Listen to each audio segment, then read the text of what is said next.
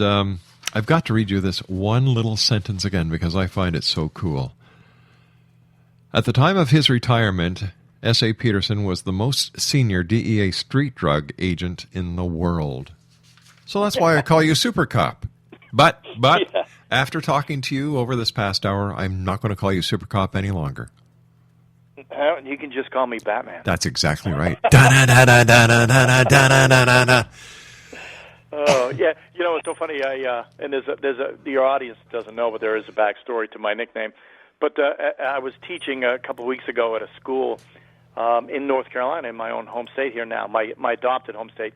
And an officer came up to me at the end of the class and he said, "Hey, listen, I've got to introduce you to my buddy in Atlanta." And he did. He did via internet. And I'm going to Atlanta next month to teach, so I'm going to reach out to him. But the guy in Atlanta, his buddy, actually purchased the original Batmobile from the 1966 TV series, and he drives it in Atlanta. He drives it like he goes to parades and crap like that. So I reached out to the guy, and the guy says, "Steve, when you come to Atlanta, I'll let you drive the Batmobile." Well, don't you know I'm excited about that? I'll send you a picture. Please do. Please do. Listen, I can't thank you enough for coming on the show, and I can't thank you and the other members of law enforcement for the great job you do. You know, it's because of the DEA, the FBI, Homeland Security, up here in Canada, the RCMP, the different law enforcement agencies provincially and municipally, that society has a fighting chance. So from us to you, and I mean all law enforcement, thank you for what you do. Well, that's very kind of you, sir. Very kind. You know what? It is a job that we enjoy. We don't do it for the money, but every now and then, like in any segment of society, you get one or two idiots in there who kind of ruin or tarnish the badge for everybody. But for the most part, the people do it because we believe in it. You know. And right. I think that's a real benefit. One of my biggest bones of contention is, you know, you've got Memorial Day for soldiers, and God bless them. Each and every one of them deserve it.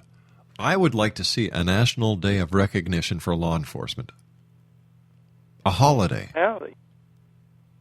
You know, a few years ago, we went to, my family went to Washington, D.C. We went to the National Law Enforcement Memorial, Officers Memorial. Yep.